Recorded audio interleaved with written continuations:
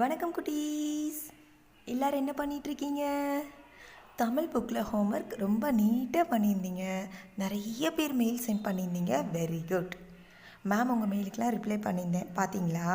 அதில் சில பேருக்கு ஹேண்ட் ரைட்டிங் தெளிவாக இல்லை அப்படின்னு அனுப்பியிருந்தேன்.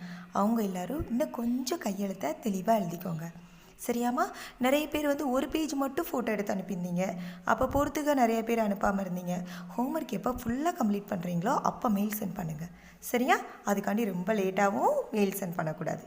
அந்தந்த வீக்குள்ள ஹோம்ஒர்க்கை அப்பப்போவே முடித்து என்ன பண்ணிடணும்? மெயில் சென்ட் பண்ணிடணும், சரியா? நீங்கள் மெயில் சென்ட் பண்ணியிருந்தீங்களம்மா, அந்த ஆன்சர் கரெக்டாக இருக்கான்னு பாருங்கள். குரங்குக்கு எது கடினமில்லை? மரம் ஏறுவேன். மரம் ஏறுவது கடினமில்லை. மயிலுக்கு நடனம் ஆடுவேன். டான்ஸ் ஆடுறது கடினமில்லை. அப்புறம் நத்தைக்கு ஓட்டை சுமப்பது கடினமில்லை. நாய்க்கு மோப்பம் பிடிப்பது கடினமில்லை. எல்லாரும் கரெக்டாக டிக் பண்ணி அனுப்பியிருந்தீங்க. நெக்ஸ்ட் என்ன எக்ஸசைஸ் பார்த்தோம்? சேம் சவுண்டில் எண்ட் ஆகிற வேர்ட்ஸ் எல்லாம் ஒரு பாட்டிலேருந்து எழுத சொல்லியிருந்தோம். அப்படி தானே தங்கம்? சொல்லாதை ரைம்ஸ்லேருந்து. ஒத்த ஓசையில் முடியும் சொற்கள். கரடியிடம் ஏற்கனவே புக்கில் கொடுத்துருந்தாங்க. பறவையிடம் மேம் ஏற்கனவே ஆன்சர் பண்ணியிருந்தேன். அடுத்தது மீன்களிடம், எங்களிடம் எல்லாரும் கரெக்டாக எழுதியிருந்தீங்க. அது பக்கத்தில் தூரம் என்று, அதுக்கு என்றெல்லாம் சேமாக வந்துச்சு. இருண்டதென்று, ஆழமென்று, கடினமென்று. சூப்பராக எழுதியிருந்தீங்க. மெயில்ஸ் சென்ட் பண்ண எல்லாருமே வெரி குட். ஓகே தங்கம்? ஓகே. இதே மாதிரி மேம் இன்னைக்கு இன்ட்ரெஸ்டிங்கான ஒரு எக்ஸசைஸ் உங்கள் எல்லாருக்கும் எக்ஸசைஸ் கொடுக்க போகிறேன். ஆனால் அதுக்கு முன்னாடி எல்லாரும் தமிழ் கிளாஸ் ஒர்க் நோட் எடுத்துக்கோங்க.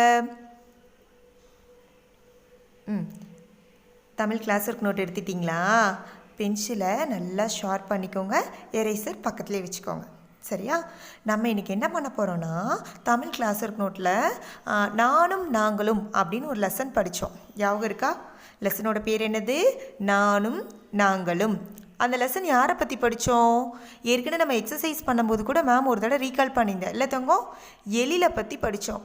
எழில் வீட்டில் அம்மா, அப்பா, தாத்தா, பாட்டி, அவனோட சுட்டி தங்கச்சி, அவனுக்கு பிடிச்ச ஃப்ரெண்ட்ஸ், அப்புறம் அவனுக்கு பிடிச்ச விளையாட்டு கால்பந்துன்னு பார்த்தோம். அப்புறம் அவங்க வீட்டில் இந்த நாய்க்குட்டி அவனுக்கு ரொம்ப பிடிக்கும் அப்படின்னு பார்த்தோம். அப்படி தானே? சொந்தக்காரங்களுக்கு கூட இருக்கிறதுனால எழில் எவ்வளோலாம் சந்தோஷமாக இருந்தான்னு பார்த்தோம். நம்ம சொந்தக்காரங்க எப்படிலாம் கூப்பிடுவாங்க, நம்மளுக்கு பிடிச்சவங்களாம் யாருன்னு கொஞ்சம் யோசிக்க வச்சது இந்த லெசன். அப்படி தானே தங்கம்? இன்றைக்கி அந்த லெசனை தான் கிளாஸ் ஒர்க் நோட்டில் எழுத போகிறோம். எழுதலாமா? இது நம்ம புக்கில் 4வது பாடம், சரியா? ஓகே. இப்போது ஃபஸ்ட்டு 2 லைனில் 2 ஃபிங்கர் கேப் விட்டுட்டு பாடம் 4 அழகாக first line second line touch பண்ணி பாடம் சின்னதாக ஒரு ஸ்லீப்பிங் லைன் போட்டு 4. அடுத்த லைனில் 1 ஃபிங்கர் கேப் விட்டுட்டு நானும் கமா நாங்களும், அந்த நூ லூ என்ன பண்ணணும்? 2 லைன்ஸ்க்கு கீழே சுற்றி வந்து திருப்பி ஃபஸ்ட் லைனை டச் பண்ணுற மாதிரி எழுதுங்க. அடுத்து 1 லைன் லீவ் பண்ணிவிட்டு ரோம் லெட்டர் 1 வார்த்தைகள் அப்படின்னு ஹெட்டிங் போட்டுக்கோங்க. வா இர் இத் தை க இல், வார்த்தைகள் அப்படின்னு ஹெட்டிங் போட்டுட்டு 1 லைன் லீவ் பண்ணி ஃபஸ்ட்டு வார்த்தை தங்கை, த இங்கை, தங்கை. அடுத்த லைனில் செகண்ட் 1 நண்பர்கள், ந இன் ப இர் க இல், நண்பர்கள். அடுத்தது தேர்ட் 1 கதை தலைவன். கதை தலைவன்னா ஏற்கனவே நான் என்ன சொன்னேன்? ஹீரோ, ஸ்டோரியோட கிங், சரியா? க தை இத்து கண்டிப்பாக போடணும்.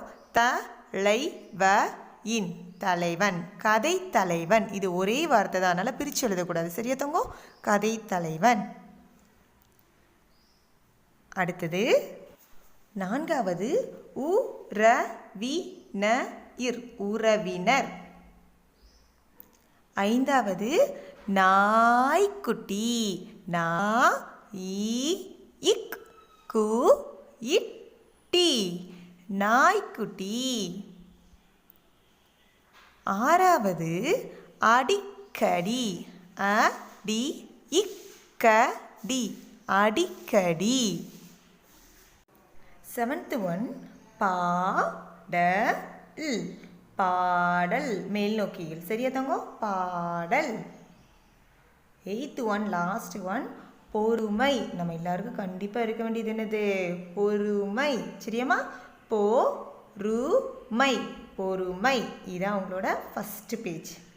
ஃபஸ்ட்டு பேஜ் ஒரு தடவை நல்லா ஸ்பெல்லிங் செக் பண்ணிவிட்டு நெக்ஸ்ட் பேஜை டேர்ன் பண்ணுங்கள். டேர்ன் பண்ணதும் ஃபஸ்ட்டு 2 லைனில் ரோம் லெட்டர் 2 போட்டுட்டு பொருள் அறிக.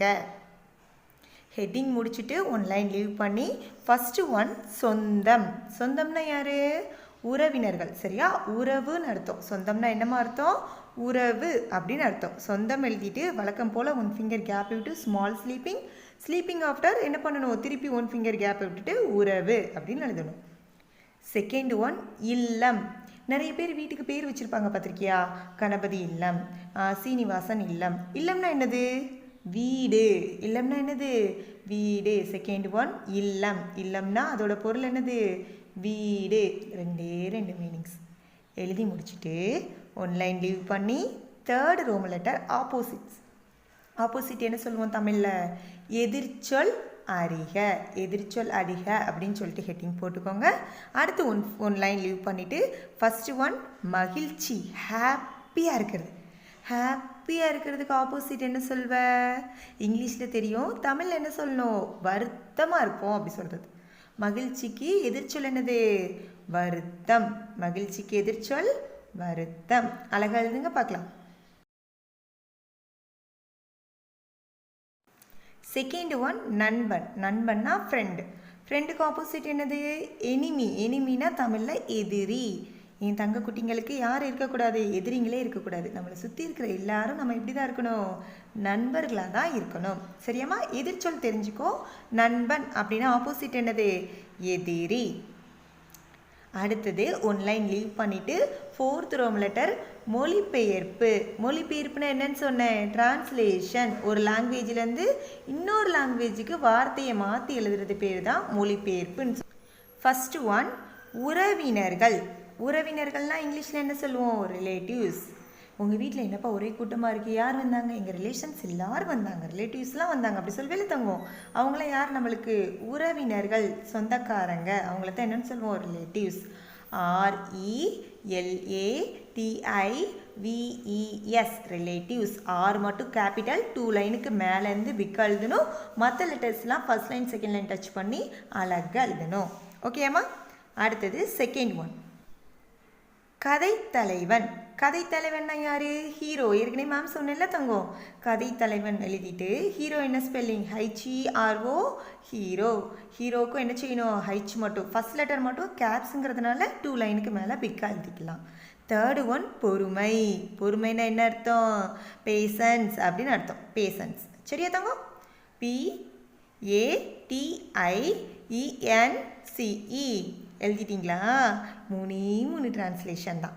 சரியா தங்கம்? முடிச்சிட்டிங்களா? நெக்ஸ்ட் பேஜ் எடுத்துக்கோங்க. Roman letter 5 answer the following. வினா விடை. சரியா? வினா விடை ஹெட்டிங் போட்டுக்கோங்க. ஹெட்டிங் எழுதி முடிச்சுட்டு வழக்கம் போல் 1 லைன் லீவ் பண்ணிடுங்க. லீவ் பண்ணிவிட்டு ஃபஸ்ட்டு கொஸ்டின், எழிலுக்கு பிடித்த விளையாட்டு எது? யாருடன் விளையாடுவான்? எழிலுக்கு, அப்புறம் 1 ஃபிங்கர் கேப், பிடித்த 1 ஃபிங்கர் கேப், விளையாட்டு எது கொஸ்டின் மார்க், யாருடன் 1 ஃபிங்கர் கேப், விளையாடுவான். இதை ஒரே கொஸ்டினில் என்ன பண்ணியிருக்காங்க? 2 ஆன்சர் வர்ற மாதிரி கேட்டிருக்காங்க. எழிலுக்கு பிடிச்ச விளையாட்டு என்னங்கிறதும் நம்ம சொல்லணும், அந்த விளையாட்டை அவன் யார் கூட சேர்ந்து விளையாடுவான் அப்படிங்கிறதும் நம்ம சொல்லணும். சரியாம்மா? கொஸ்டின் எழுதிட்டு வழக்கம் போல் 1 லைன் லீவ் பண்ணிக்கோங்க. அப்புறம் விடை, மார்ஜினுக்கு இந்த பக்கம் விடை அப்படின்னு போட்டுட்டு 1 ஃபிங்கர் கேப்பை விட்டு எழிலுக்கு பிடித்த விளையாட்டு கால்பந்து. கால்பந்து முடிச்சுட்டு ஃபுல் ஸ்டாப் வைக்கணும். சரியா? அடுத்து என்ன கேட்டாங்க? யார் கூட விளையாடுவான்? அவன் நண்பர்களுடன் விளையாடுவான் அப்படின்னு முடிச்சு என்ன செய்யணும்? ஃபுல் ஸ்டாப் வச்சிடணும். சரியா தங்கம்? எழிலுக்கு பிடித்த விளையாட்டு கால்பந்து. ஃபுட்பால் அவனுக்கு பிடிக்கும், அவன் நண்பர்களுடன் விளையாடுவான், ஃப்ரெண்ட்ஸோடு சேர்ந்து விளையாடுவான். இப்போ வீடியோ கிளாஸில் நான் மேம் கிளாஸ் எடுக்கிறதுனால எல்லா லெசனுமே ஒவ்வொரு கொஸ்டின் தான் உங்களுக்கு எழுதி போடுறேன். அதனால் தெளிவாக ஸ்பெல்லிங் மிஸ்டேக் இல்லாமல் எழுத என்ன செய்யணும்? நீட்டாக மெயில் சென்ட் பண்ணணும். ஓகே, இப்போ அடுத்து ஒரு சின்ன எக்ஸசைஸ் பார்க்கலாமா? இதை வச்சு தான் உங்களுக்கு புக்கில் என்ன பண்ண போகிறேன்? பயிற்சி கொடுக்க போகிறேன். ரொம்ப இன்ட்ரெஸ்டிங்கான கேம். சரியா? இப்போது நம்பர்ஸ் மேம் கொடுத்துருக்கேன். இந்த நம்பர் மேம் கரெக்டாக எழுதியிருக்கேனா? ஆர்டர் படி எழுதியிருக்கேனா? இல்லை, அப்படி தானே? 6 4 3 2 இப்படியா வரும்? எண்கள் எப்படி எழுதணும்? ஃபஸ்ட்டு என்ன நம்பர் வரும்? 0 0 1 2 3 4 5 6 7 8 9. இதுதான் லெட்டர்ஸை கரெக்டாக எழுதுகிற விதம். அப்படி தானே தங்கம்? அப்போ லெட்டர்ஸை நம்ம எப்போவுமே என்ன பண்ணணும்? கரெக்டாக எழுதணும். இது என்ன பண்ணுறதுன்னா ஆர்டர் படி எழுதுறது அப்படின்னு சொல்லுவாங்க.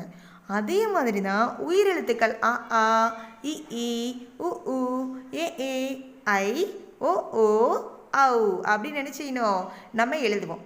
இப்போது இதே வரிசையை வச்சு மேம் வார்த்தைகளை மாற்றி மாற்றி தர்றேன். நீங்கள் கரெக்டாக ஆனா ஆவண ஆர்டரில் எழுதுறீங்களான்னு பார்ப்போமா? இப்போ மேம் 5 வார்த்தைகள் கொடுத்துருக்கேன். இறகு, ஆறு, ஈட்டி, அம்மா, எலி. சரியா? இப்போ இதை கரெக்டாக எப்படி எழுதணும்? ஃபஸ்ட்டு என்ன எழுத்து வரணும்? ஆ இம்மா, அம்மா வரணும். ஆக்கு அடுத்து என்ன எழுத்து வரணும்? ஆ. அப்போ ஆல என்ன வேர்டு இருக்குது? ஆறு, ஆறு. அதுக்கப்புறம் என்ன வரணும்? இ, இரகு, இறகு. ஈக்கு அதுக்கடுத்து ஈ. அப்போ ஈ இட்டி, ஈட்டி. அதுக்கப்புறம் தான் என்ன வரணும்? ஏலி, எலி. சரியா? இது பேர் தான் அகர வரிசைப்படி எழுதுறது. கரெக்டான வரிசையில் என்ன செய்கிறது? எழுதுறது. சரியா தங்கம்? இப்போ மேம் இதை எதுக்கு சொன்னேன் அப்படின்னா, புத்தகத்தில் page number 12, book page number 12 எல்லோரும் ஓப்பன் பண்ணிக்கோங்க. பக்கம் எண் 12 எல்லோரும் எடுங்க. அந்த பக்கத்தில் என்ன இருக்குது அப்படின்னா, கரெக்டாக அகர வரிசைப்படி அந்த பாதையை நம்ம மேட்ச் பண்ணோன்னா அந்த குட்டி பையனுக்கு கீழே இருக்க கிஃப்ட் பாஸ் கிடைக்கும். அவனுக்கு அந்த பரிசு கிடைக்கும். சரியா? இப்போ அணில் ஆரம்பித்து அடுத்தது எங்கே இருக்குன்னு பார்த்து என்ன பண்ணணும்? பென்சில் வச்சு அழகாக அந்த வேக்குள்ளே என்ன பண்ணணும்? லைன் ட்ரா பண்ணிகிட்டே இருக்கணும். கரெக்டாக அ இ ஈ உ ஊ ஏ ஏ ஐ ஓ ஓ ஔ வரைக்கும் நீங்கள் கொண்டு போயிட்டீங்க அப்படின்னா அந்த பையனுக்கு அந்த கிஃப்ட்டு கிடச்சிரும். ட்ரை பண்ணுங்கள். இது உங்கள் எல்லாருக்கும் பிடிச்ச எக்ஸசைஸ் தானே தங்கம்? இது யாரோட ஹெல்ப்புமே உங்களுக்கு தேவையில்லை. சரியா? ஃபஸ்ட்டு மேம் சொன்ன எக்ஸசைஸில் கூட ஈட்டிக்கு அப்புறம் என்ன இருந்துச்சு? ஈக்கு அப்புறம் ஊ இல்லை, அதுக்கப்புறம் ஏ எடுத்து எலின்னு எழுதுகிறோம். ஆனால் இந்த பேஜில் ஆலேருந்து வரைக்கும் எல்லா வார்த்தைகளுமே கொடுத்துருக்காங்க. தள்ளி தள்ளி இருக்குது. கரெக்டாக லைன் ட்ரா பண்ணி அந்த பையனுக்கு பரிசு வாங்கி கொடுத்துருங்க. ஓகே, இது ஒரு எக்ஸசைஸ். அடுத்தது பேஜ் நம்பர் 15, பேஜ் நம்பர் 15 எடுத்துக்கோங்க. அதில் ஒரு டைனோசர் பிக்சர் கொடுத்துருக்காங்களா? டைனோசர் பார்த்துருக்கீங்களா? இப்போ கூட டிவியில் அடிக்கடி அந்த மூவி போட்டுகிட்டே இருக்கான் இல்லை தங்கம்? ஆமாம். இப்போ இந்த டைனோசருக்கு என் தங்க குட்டிங்களுக்கு பிடிச்ச மாதிரி கலரிங் பண்ணிக்கலாம். நார்மலாகவே கலரிங்னாலே உங்கள் எல்லாருக்கும் ரொம்ப பிடிக்கும். அது உன்னோட சாய்ஸில் கலர் பண்ணுன்னு சொன்னால் இன்னும் ரொம்ப பிடிக்கும். அப்படி தானே தங்கம்? அப்போ எல்லோரும் ஜாலி ஆகிட்டியா? ஆனால் இதில் ஒரே ஒரு சின்ன கண்டிஷன். அது என்ன சின்ன கண்டிஷன்? ஒன்று கலரிங் கரெக்டாக பிக்சருக்குள்ளே மட்டும் பண்ணணும். ரொம்ப டார்க்காக பண்ணுறங்கிற பேரில் புக்கை அழுத்தி பண்ணிவிட்டு திருப்பி எரேசர் வச்சு எரேஸ் பண்ணி புக்கை வம்பாக்கக்கூடாது. இன்னொன்று வண்ணம் தொட்டு ரைம்ஸ் நடத்தும் போதே மேம் உனக்கு சொன்னா சில பிக்சருக்கு இந்த கலர் தான் கொடுக்கணும் அப்படின்னு இருக்கும். இப்போ நம்மளுக்கு டைனோசர் மட்டும் இல்லை, அது ஒரு லீஃபை சாப்பிட்ற மாதிரி கொடுத்துருக்காங்க. இப்போ இலைக்கு நம்ம என்ன கலர் தான் பண்ண முடியும்? டைனோசர் ஒரு இலையை சாப்பிடுதுன்னா அந்த இலை என்ன கலரில் தான் இருக்கும்? பச்சை நிறத்தில் இருக்கும். அப்போ லீஃபுக்கு க்ரீன் கலர் தான் பண்ணணும். அப்போது ட்ரீயோட ஸ்டெம்புக்கு என்ன கலர் பண்ணணும்? ப்ரௌன் கலர் தான் பண்ணணும். சரியா? மரத்தோட அந்த பிரான்ச்சஸ்க்கும் மரத்தோட ஸ்டெம்புக்கும் ப்ரௌன் கலர் பண்ணுங்கள். அதில் இருக்கிற லீஃபுக்கெல்லாம் அழகாக க்ரீன் கலர் பண்ணிடுங்க. டைனோசர் உங்களோட இஷ்டம். உங்களுக்கு என்ன கலரில் டைனோசர் பார்க்கணுன்னு ஆசையாக இருக்கோ அந்த கலர் நீங்கள் பண்ணிக்கலாம். நீட்டாக அழகாக பண்ணணும். சரியா தங்கம்? அது மேலே இருக்கிறத முடிச்சுட்டு கீழே செய்து பார்த்து மகிழ்க அப்படின்னு சொல்லியிருக்காங்களா? அந்த எக்ஸசைஸ்லாம் நம்ம ஸ்கூலுக்கு வந்ததுக்கப்புறம் பண்ணலாம். இதே மாதிரி நம்ம புக்கில் இன்னும் நிறையா கோமாளின்னு சொல்லுவாங்கள்ல, ஜோக்கர், அந்த பிக்சர் பண்ணுறது, நாய்க்குட்டி பண்ணுறதுன்னு நிறையா இருக்குது. மேம் எக்ஸ்ட்ராவே உனக்கு நிறையா ஹேண்ட் ஒர்க் சொல்லி தருவேன். அதெல்லாம் நம்ம ஸ்கூலுக்கு வந்ததுக்கப்புறம் பண்ணிக்கலாம். மேலே இருக்க டைனோசர் பிக்சருக்கு மட்டும் அழகாக கலர் பண்ணணும். ஓகேயா? மேம் இன்றைக்கி உனக்கு 2 எக்ஸசைஸ் கொடுத்துருக்கேன். பக்கம் எண் 12 உள்ள எக்ஸசைஸ், அப்புறம் பேஜ் நம்பர் 15 உள்ள எக்ஸசைஸ் ப்ளஸ் கிளாஸ் ஒர்க்கு. எல்லாத்தையும் அழகாக நீட்டாக பொறுமையாக எழுதி முடித்து அதுக்கப்புறம் மெயில் என்ன பண்ணுங்கள்? சென்ட் பண்ணுங்கள். உங்கள் மெயிலுக்காண்டி மேம் என்ன பண்ணிகிட்ருப்பேன்? வெயிட் பண்ணிகிட்ருப்பேன். ஓகேயா? நம்மளோட மெயில் ஐடி adistar.2@gmail.com. சரியா தங்கம்? ஃபோட்டோ நல்லா கிளியராக எடுங்க. ஹேண்ட் ரைட்டிங் கொஞ்சம் நீட்டாக இருக்கட்டும். சரியாம்மா? ஃபோட்டோ எடுத்துகிட்டு ஒன் டைம் செக் பண்ணு. சில பேரோட ஃபோட்டோ ரொம்ப ஃப்ளாஷ் அடிக்குது. உன்னோட ஹேண்ட் ரைட்டிங்கை நல்லா பார்க்க கூட முடியல. சரியாம்மா? பொறுமையாக அழகாக எழுதிட்டு அம்மா இல்லை அப்பாட்ட சொல்லி ஃபோட்டோ எடுத்து மெயில் சென்ட் பண்ணுங்கள். மேம் கண்டிப்பாக ரிப்ளை பண்ணுவேன். ஓகே தங்கம், நல்லா ஜாலியாக என்ஜாய் பண்ணி கலரிங் பண்ணுங்கள். பாய், நன்றி. நெக்ஸ்ட் வீடியோவில் என் தங்கங்களை மீட் பண்ணுறேன். ஓகே.